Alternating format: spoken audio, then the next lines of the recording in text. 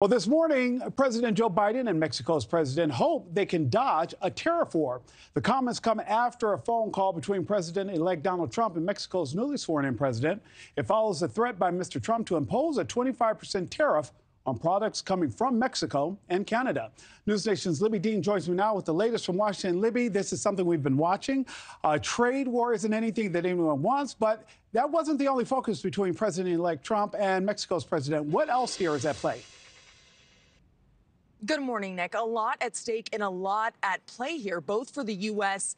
and for Mexico. And you're right, this phone call wasn't all about trade, but that is how it started. That is what got the two of these people on the phone. We saw President-elect Trump on Wednesday put out a Truth Social post saying he wants to tariff all Mexican goods being imported here into the U.S. at 25% when he's in office. That prompting President-elect Trump, as well as Mexico's president, to get on the phone and talk about this. But we're getting different summaries of that conversation and what went down between the two of them. Trump posting on Truth Social saying, quote, Mexico will stop people from going to our southern border effective immediately. But Mexico's president is claiming something else, saying, quote, Mexico's position is not to close borders, but to build bridges between governments and between people. So certainly different recounts of the convo there. But this conversation really hitting on two of Trump's major campaign promises, which was to tariff countries like Mexico, Canada, as well as overseas, but also stopping the flow of illegal immigration, a major campaign promise of Trump. So we're seeing him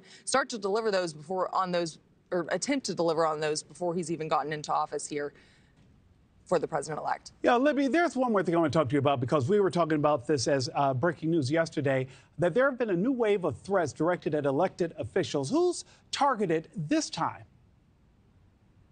Yeah, we've seen these threats coast to coast, Nick, throughout the entire week. First, it was Republicans being targeted.